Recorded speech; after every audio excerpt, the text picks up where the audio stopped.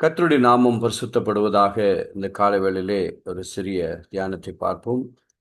ஏசாயா தீர்க்கதரிசியின் புஸ்தகம் 35வது அதிகாரம் 10வது வசனம். ஏசாயா தீர்க்கதரிசி புஸ்தகம் 35:10. கர்த்தரால் மீட்கப்பட்டவர்கள் திரும்பி வந்து ஆனந்த களிப்புடன் பாடி சீயோனுக்கு வருவார்கள். நித்திய மகிழ்ச்சி அவர்கள் தலைகள் மேல் இருக்கும். சந்தோஷமும் மகிழ்ச்சியும் அடைவார்கள். சஞ்சலமும் தவிப்பும் ஓடிப்போகும். முதலாவதாக இந்த ஏசாயா தீர்க்கதரிசியிலே சொல்லப்பட்ட இந்த காரியங்களை குறித்து நாம் பார்க்கும் பொழுது, முதலாவதாக நாம் கிறிஸ்து இயேசுவினாலே பாவத்திலிருந்து விடுதலை பெற்று நீதியின் பாதையிலே நடக்க நம்மை நாம் தெரிந்து கொண்டிருக்கிறார். நீதியின் பாதையிலே நடக்கும்படியாக நம்மை அழைத்திருக்கிறார். நீதியின் பாதை என்பது கர்த்தருடைய வழி. கர்த்தருடைய பாதையிலே நடக்க வேண்டும் என்றால் தேவனுடைய வார்த்தைக்கு நாம் கீழ்ப்படியவர்களாக இருக்க வேண்டும். அவர்கள் இந்த பாவத்திலிருந்து விடுதலை பெற்றவர்களாகவும் தேவனுடைய நீதியின் பாதையிலே நடக்கிறவர்களாகவும் நாம் காணப்படுகிறோம். ஒன்று.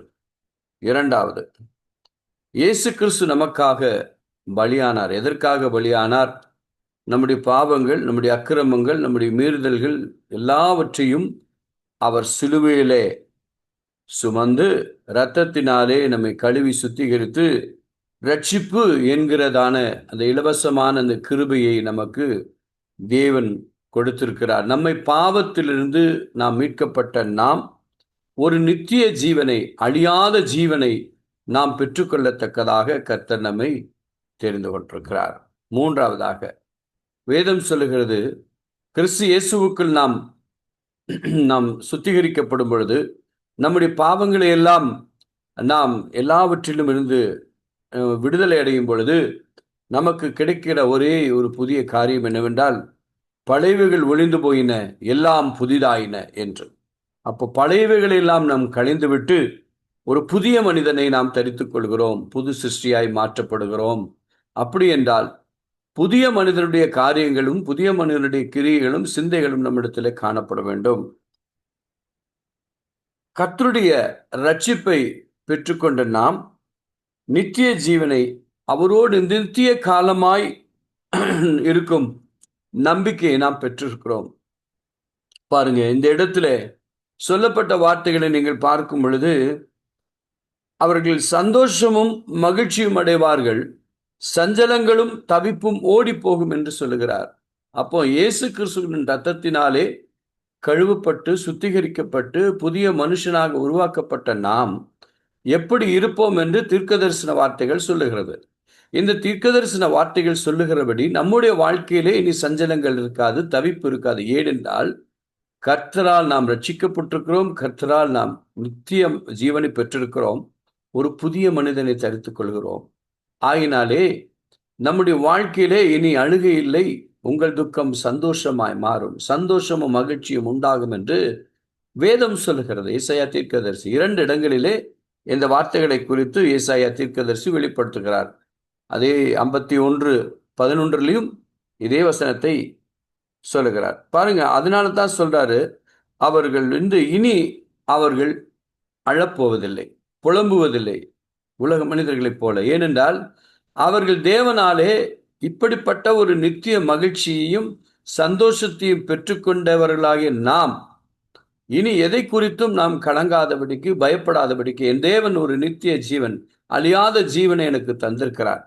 அவர்கள்தான் சந்தோஷமும் மகிழ்ச்சியும் அடைந்திருக்கிற நாம் நம்முடைய வாழ்க்கையில இருந்த சஞ்சலங்களையும் தவிப்புகளை எல்லாவற்றையும் அவர் மாற்றிவிட்டார். ஆகினால்தான் நாம் கர்த்தருக்குள் எப்பொழுதும் சந்தோஷமாய் இருந்து அவரை நாம் மகிமைப்படுத்தி அவருடைய நாமத்தை ரட்சிப்பை பெற்றுக்கொண்ட நாம் நம்முடைய வாழ்க்கையில இனி அழுகை இல்லை என்று வேதம் சொல்லுகிறதை நாம் பார்க்கிறோம். அதனாலே நாம் கர்த்தரால் மீட்கப்பட்டவர்களாய் இருக்கிறோம், அவருடைய ரட்சிப்பை பெற்றவர்களாய் இருக்கிறோம், நம்முடைய அந்த பாவத்திலிருந்து மீட்கப்பட்டவர்களாய் இருக்கிறோம். அப்படி என்றால் நமக்குள் அந்த ஒரு ரட்சிப்பின் சந்தோஷம் நமக்கு இருக்கும் அல்லவா? அந்த ரட்சிப்பின் சந்தோஷத்தை குறித்து தான் இதை சொல்லுகிறார். இந்த மகிழ்ச்சி எப்படி இருக்குங்க? இந்த உலகத்திலே நாம் வாழ்கிற நாட்களிலே இது காணப்படுகிறது. இது இங்கே இந்த இதோடு முடிவதில்லை. வெளிப்படுத்தின சுவிசேஷத்துல யோவானுக்கு வெளிப்படுத்தின இடத்துல அந்த பரலோகத்திலும் இதே விதமான ஒரு சூழ்நிலை காணப்பட போகிறதாம். அதை குறித்து தான் ஏசாயா தீர்க்கதரிசி வெளிப்படுத்துகிறதை நாம் பார்க்கிறோம். என் அன்பு தேவனுடைய பிள்ளையே, இது இன்று அல்ல, இன்றைக்கு இது முடிவதல்ல. இது நித்தியமாய் நாம் ஒரு நாள் பரலோகத்தில் இருக்க போகிறோம். அங்கும் அதுதான். அதான் சொல்லுங்க, பரலோகத்திலே ஒரு மிகுந்த சந்தோஷம். எப்படி என்றால் அங்கே எந்த விதமான கவலை இல்லை. எல்லாம் சந்தோஷம் சந்தோஷம் சந்தோஷம். கர்த்தரை நாம் பாடி பாடி பாடி கர்த்தரை கம்பீரமாய் பாடி அவரை பாடிக்கொண்டே இருக்க போகிறோம். அதுதான் நித்திய மகிழ்ச்சி. அந்த நித்திய மகிழ்ச்சியினுடைய காரியங்களை குறித்து தான் ஏசாயா தீர்க்கதரிசி வெளிப்படுத்துகிறார். இந்த சங்கீதங்களை நீங்கள் இந்த ஏசாயா தீர்க்கதரிசி நீங்கள் வாசிப்பீர்கள் என்றால் இதற்கு முந்தின வசனம் பாருங்க.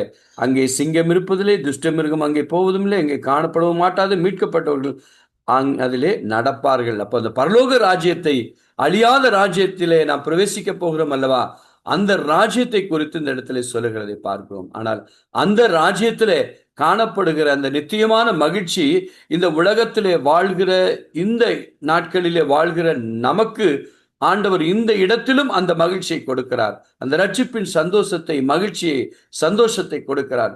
உங்களுடைய வாழ்க்கையில் இருக்கிற சஞ்சலங்களும் தவிப்புகளும் ஓடி போய்விட்டது என்று சொல்லி அவர் உங்களுக்கு வாக்குத்தத்தமாய் கொடுக்கிற இந்த வாக்குத்தத்தத்தை நீங்கள் சுதந்திரித்துக் கொள்ளுங்கள். இன்று நாம் மனமகிழ்ச்சி நாளிலே கர்த்தரை எப்படி நாம் துதிக்கப் போகிறோம்? கர்த்தரால் மீட்கப்பட்டவர்கள் நாம், கர்த்தருடைய ரட்சிப்பை பெற்றுக்கொண்ட நாம், பாவ மன்னிப்பை பெற்றுக்கொண்ட நாம், பாவத்திலிருந்து விடுதலை பெற்று கொள்ளுகிற நாம் இந்த மனமகிழ்ச்சி நாளிலே தேவனை ஆராதிக்க போகிறோம். ஏனென்றால் உயிர்த்தெழுந்த இயேசு கிறிஸ்து அவர் வல்லமை உள்ளவர், அவர் ஜீவன் உள்ளவர். அந்த தேவனை நாம் மகிழ்ந்து பாடி, என்னுடைய வாழ்க்கையில இனி சஞ்சலங்கள் இல்லை, தவிப்புகள் இல்லை, இனி சந்தோஷமும் மகிழ்ச்சியும் தான். அது நித்தியமாய் நித்திய மகிழ்ச்சியை கொண்டு வருகிற ஒரு சந்தோஷத்தையும் மகிழ்ச்சியும் என் தேவன் எனக்கு தந்திருக்கிறார் என்ற மன உறுதியோடு, நம்பிக்கையோடு, விசுவாசத்தோடு நாம் பரிசுத்த தேவனை ஆராதிப்போம், பரிசுத்த தேவனை தொழுது கொள்வோம், பரிசுத்த தேவனை மகிமைப்படுத்துவோம். கர்த்தர் உங்களை ஆசீர்வதிப்பார். என் அன்பு தேவனுடைய பிள்ளைகளே, உங்களுக்கு ரட்சிப்பை தந்த தேவன், அந்த ரட்சிப்பின் சந்தோஷத்தை தேவன் தந்திருக்கிறார். அந்த ரட்சிப்பின் சந்தோஷத்தை பெற்றுக்கொண்ட நாம் என் ஆனந்த களிப்புடன் பாடி அவருடைய சீயோனாகிய பர்வதம், அவருடைய சமூகத்திற்கு நாம் வந்து அவரை நாம் பாடி ஆராதித்து தேவனுடைய நாமத்தை மகிமைப்படுத்துவோம். கர்த்தர் உங்களை ஆசீர்வதிப்பார். இந்த ரட்சிப்பின் சந்தோஷத்தை பெற்றுக்கொண்ட நாம் தேவனுடைய நாமத்தை மகிமைப்படுத்துவோம். கர்த்தர் தாமே இந்த நாளை ஆசீர்வதிப்பாராக.